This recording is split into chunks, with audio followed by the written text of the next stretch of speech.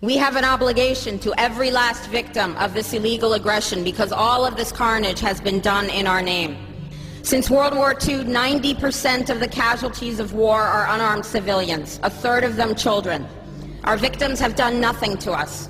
From Palestine to Afghanistan to Iraq to Somalia to wherever our next target may be, their murders are not collateral damage. They are the nature of modern warfare. They don't hate us because of our freedoms. They hate us because every day we are funding and committing crimes against humanity. The so-called war on terror is a cover for our military aggression to gain control of the resources of Western Asia. This is sending the poor of this country to kill the poor of those Muslim countries. This is trading blood for oil. This is genocide, and to most of the world, we are the terrorists. In these times, remaining silent on our responsibility to the world and its future is criminal. And in light of our complicity in the supreme crimes against humanity in Iraq and Afghanistan, and ongoing violations of the UN Charter and international law, how dare any American criticize the actions of legitimate resistance to illegal occupation? Our so-called enemies in Afghanistan, Iraq, Palestine, our other colonies around the world, and our inner cities here at home are struggling against the oppressive hand of empire, demanding respect for their humanity. They are labeled insurgents or terrorists for resisting rape and pillage by the white establishment, but they are our brothers and sisters in the struggle for justice. The civilians at the other end of our weapons don't have a choice, but American soldiers have choices. And while there may have been some doubt 5 years ago, today we know the truth. Our soldiers don't sacrifice for duty, honor, country. They sacrifice for Kellogg, Brown, and Root.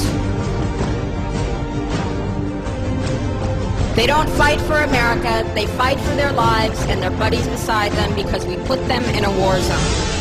They're not defending our freedoms. They're laying the foundation for 14 permanent military bases to defend the freedoms of ExxonMobil and British Petroleum.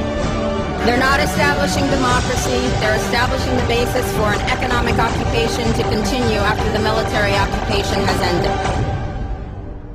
Iraqi society today, thanks to American help, is defined by house raids, death squads, checkpoints, detentions, curfews, blood in the streets, and constant violence. We must dare to speak out in support of the Iraqi people who resist and endure the horrific existence we brought upon them through our bloodthirsty imperial crusade. We must dare to speak out in support of those American war resistors, the real military heroes who uphold their oath to defend the Constitution of the United States against all enemies, foreign and domestic, including those terrorist cells in Washington, D.C., more commonly known as the legislative, executive, and judicial branches. Frederick Douglass said, "Those who profess to favor freedom and yet depreciate agitation are people who want crops without plowing the ground. They want rain without thunder and lightning.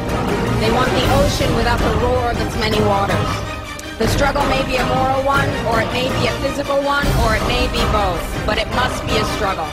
Power concedes nothing without a demand. It never has, and it never will. Every one of us must keep demanding, keep fighting, keep thundering, keep plowing, keep speaking, keep struggling until justice is served. No justice, no peace. No justice, no peace. No justice, no peace.